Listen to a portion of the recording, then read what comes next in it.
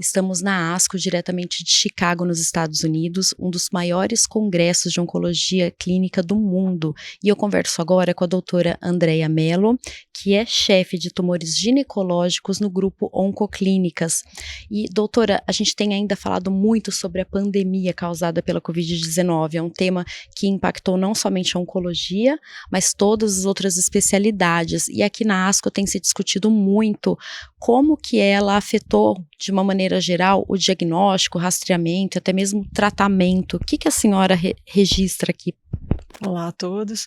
Então, hoje houve uma apresentação oral, falando a respeito do impacto da pandemia da Covid para pacientes com tumores ginecológicos, e isso é muito importante. Eu acho que a mensagem final é claro que nós temos que tomar todos os cuidados ainda, né, a Covid está aí, já passamos por momentos piores, mas é preciso lembrar que as medidas de rastreamento, elas devem ser mantidas, o exame periódico de saúde, a mulher deve ir ao seu ginecologista, coletar a colpocitologia oncótica na frequência que esse procedimento está indicado, e as pacientes que estão com alguma neoplasia ginecológica, elas precisam manter o seu tratamento.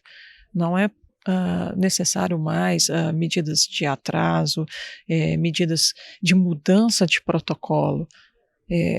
Então, a paciente ela precisa estar, ou a população feminina precisa estar ciente que os exames de rastreamento, tanto os ginecológicos e os de mama, eles devem ser mantidos na medida indicada, com a frequência indicada pelas sociedades de cada país, de cada região. E todos os anos a gente tem um tema central que ele é discutido e reforçado durante a ASCO. E justamente em 2022 fala-se sobre equidade, que seria o acesso de todos os pacientes globalmente ao tratamento. Que foi discutido nessas sessões principalmente e como que a gente pode repercutir isso para o Brasil? O acesso é um tema bastante importante, principalmente numa especialidade como a oncologia clínica, em que essas novas tecnologias que trazem resultados muito bons, mas, por outro lado, tem um custo muito alto, um custo para a sociedade muito alto, um custo para os seguros de saúde bastante alto.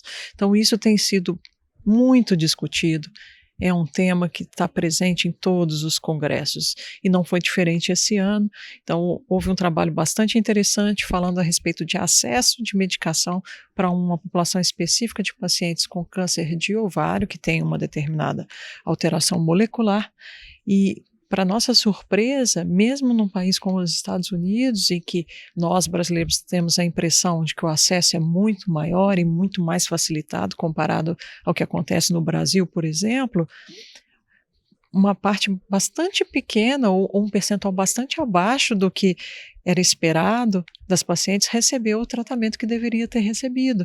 Então, esse é um tema central na oncologia hoje, como trazer acesso. E fica essa mensagem também para as nossas pacientes que podem estar assistindo esse vídeo, de conversarem com os médicos a respeito das melhores possibilidades terapêuticas, discutir a respeito do acesso ao tratamento também. Esse é um tema muito importante.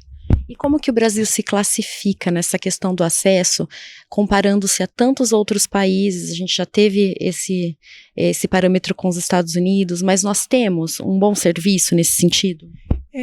Isso depende muito de onde a paciente está situada. É claro que o sistema público de saúde do Brasil, ele é responsável pelo tratamento talvez de 75% ou mais da população brasileira, e aí quando nós estamos falando desse volume de pessoas, o acesso é ainda mais complicado, né? E aí você tem questões diversas que interferem no acesso ao tratamento, e um grupo menor, um quarto da população brasileira tem o seguro-saúde. Mas mesmo para aqueles pacientes com seguro-saúde, você tem etapas de aprovação de novas tecnologias no Brasil. E quando a gente está falando de um tratamento oral, isso é ainda mais importante, porque você tem uma outra etapa que se chama incorporação no rol da Agência Nacional de Saúde e que muitas vezes limita acesso a determinadas situações. Então, no Brasil, assim, claro que eu não tenho números precisos para trazer aqui, mas de fato o acesso no Brasil a terapias oncológicas precisa ser bastante discutido e rediscutido e rediscutido.